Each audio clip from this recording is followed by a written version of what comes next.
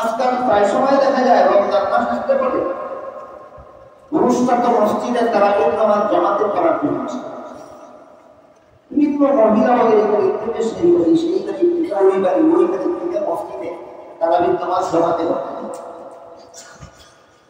পুরুষের জন্য জামাতে নামাজ না করে একা নামাজ করা যেমন সুন্নতের খেলাফ, মহিলাদের জন্য একা নামাজ না করে জামাতে শরীক হওয়া সুন্নতের কাজ। নামাজগুলি জামাতের সাথে পড়া পুরুষের জন্য সুন্নত, মহিলাদের জন্য সুন্নত নয়। এই কথাটা অনেকে জানেন না, না জানার কারণে অনেক সরল মানা মুসলমানেরাও নিজের মা বোনদেরকে, নিজের বিবিদেরকে, নিজের মেয়েদেরকে আরেক বাড়ি তারাবির নামাজ জামাতে পড়ার জন্য দেখতে দেয়। মনে করেন এক কাছে আমার বিবিকে সেবা দেব না। এই ব্যাপারে একটা হাদিস আপনাদেরকে বলে শুনুন, এক হাদিসে রাসূল করিম সাল্লাল্লাহু আলাইহি ওয়াসাল্লাম বলেন, খায়রু মাসাজিদি নিসায়ে আরফুয়ুতি, এর অর্থ হলো নারীদের শ্রেষ্ঠ মসজিদ তাদের ঘরের করে। নারীদের শ্রেষ্ঠ মসজিদ ঘরের করে বোঝার জন্য সহজ উদাহরণ, পুরুষ ইতিকাফ করে মহল্লার মসজিদে, মহিলারাও মহল্লার মসজিদে ইতিকাফ করে, না করেন না? তাহলে কার মসজিদ কোনটা? মহল্লার মসজিদ পুরুষের মসজিদ, ঘরের কোনা মহিলাদের। আমরা মসজিদে ইতিকাফ করি, তারা মসজিদে। পরিষ্কার বুঝে আসলো কিনা? এই গলা একটা। এই জন্য রাসূল বলেন, খায়রু মাসাজিদি নিসায়ে আরফুয়ুতি, মহিলাদের শ্রেষ্ঠ মসজিদ তাদের ঘরের কোনা। আরেক হাদিসে উল্লেখ আছে, একজন মহিলা রাসূলের কাছে অনুমতি চাইলেন, বললেন, ও আল্লাহর রাসূল, আপনি যখন ইমাম হইলেন মসজিদে নববীতে পাঁচ বেলার নামাজের জামাত পড়া, আপনি অনুমতি দিলে আমি সেই জামাতে শরীক দিয়ে আমার জামাত পড়া। কারণ মসজিদে নববীর জামাতে শরীক দিলে এক টাকাতে 50,000 টাকাতে জামাত করব। এই সবটা পাওয়ার জন্য মহিলা রাসূলের কাছে আবেদন করবেন যে আমি আপনার অনুমতিতে মসজিদে নববীর জামাতে শরীক দিয়ে নামাজ পড়তেছি। রাসূল অনুমতি না দিয়া বললেন, এই সবটাই তুমি ঘরের কোনায় একা করবে। আবিল খুদাদারকে বলেন, মহিলা জামাতে শরীক হওয়ার অনুমতি চাইছিল রাসূলের কাছে, অনুমতি দিছিলেন?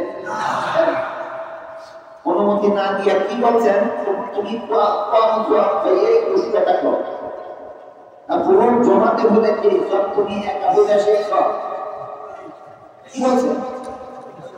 পুরুষ মসজিদের জামাতে নামাজ পড়া পাবে ঠিক সব, মহিলা ঘরের কোনায় একা নামাজ পড়া পাইবে।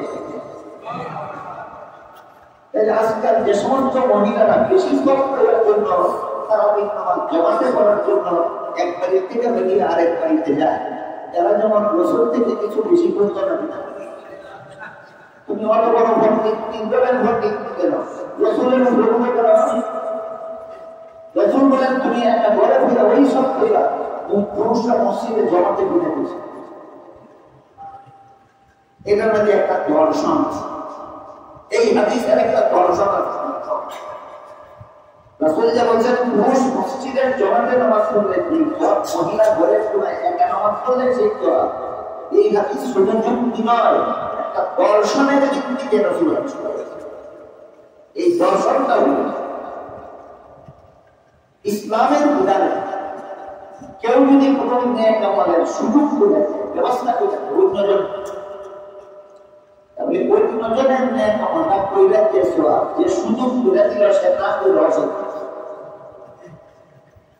কেউ যদি মসজিদ বানানোর কাজে শরীক হয়, নির্মাণের কাজে দান দিলে আমাদের মসজিদ বানাইয়া জমা করতাম না। কিয়ামত পর্যন্ত এই মসজিদের জন্য মুসলিমদের জমা করবে, সকালে যে যে জমানো শরীর জমাছে না, দান দিলে আছে যে কিয়ামত পর্যন্ত ইত্যাদি করছে। তাহলে ইসলামের বিধানে একটা নেক আমলের ব্যবস্থা করে দিলে, সুযোগ করে দিলে, নিজে এটা করতে না পারলে অন্যদের করে দিয়ে সরকার সেই শান্তি ইসলামে স্থায়ী ঠিক তেমনি পারে পুরুষরা মসজিদে গিয়া জামাতে নামাজ পড়ার সুযোগ পায় একমাত্র মহিলাদের। কি করে তারা? আপনারা যখন নবীগঞ্জ দারুল নবীগঞ্জ জামে মসজিদে তারাবির নামাজ আর এশার নামাজ পড়ার জন্য যখন মসজিদে আসে কমপক্ষে 1.5-2 ঘন্টা সময় লাগে কিনা? এই 1.5-2 ঘন্টা সময় আপনি আসতেন মসজিদে তারাবির নামাজ জমাতে করার জন্য। এই সময়টার মধ্যে আপনার বিবিকে আপনার দেওয়া একটা ডিউটি আছে, স্বামীর ঘর দেখাশোনা। স্বামীর ঘরের কোনো ক্ষতি হয়ে যায় কিনা, স্বামীর ঘরে কোনো চোর ঢুকে কিনা দেখো, স্বামীর ঘরে যদি শিশু বাচ্চা থাকে তাদের রক্ষণ করো, এই দায়িত্বগুলি আল্লাহর পক্ষ থেকে আপনাকে নিয়ে দেওয়া আছে। দেওয়া আছে কি? তাতে আপনাদের নবীগঞ্জ বাজার জামে মসজিদের তারাবির জমাতে শুরু করলেন 2 ঘন্টা সময় মসজিদে রয়েছে। আপনার ঘর কে দেখবে, আপনার ঘর চুরি হয় কিনা কে দেখবে, আপনার বাচ্চা দেখাশোনা কি কে করবে, এবার কোনো টেনশন আছে? কেন টেনশন নাই? দায়িত্ব পালনকারী আপনার কি আছে? তাহলে টেনশন মুক্ত অবস্থায় 2 ঘন্টা পর্যন্ত মসজিদে জমাতে নামাজ পড়তে পারবেন। কার কারণে? বিভিন্ন কারণে। ইসলামের বিধান যার কারণে তুমি আমল করছো, তুমি করলে যে সওয়াব যার কারণে করছো তো সেটা করেছো। এগুলো এই হাদিসের দর্শন। এই জন্য হাদিস শরীফে আল্লাহ রাসূল বলেছেন, পুরুষ মসজিদের জমাতে নামাজ পড়েছে, সব মহিলা ঘরের কোনায় একা নামাজ পড়েছে।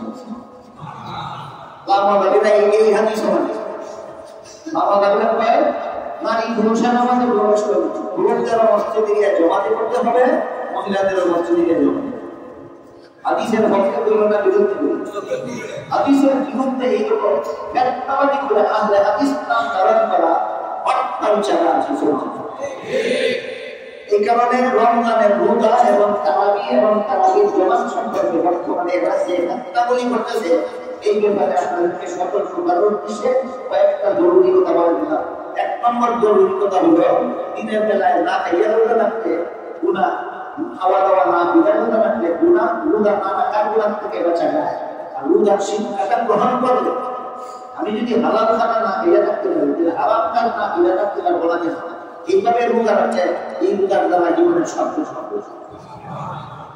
তারাবির নামাজ 20 রাকাত রাসূল করছেন, খোলাফায়ে রাশিদিন করছেন, সাহাবায়ে কেরাম করছেন, তাবিঈন করছেন, তাবিঈন করছেন, 1300 বছর পর্যন্ত সারা দুনিয়ার মুসলমান করছে।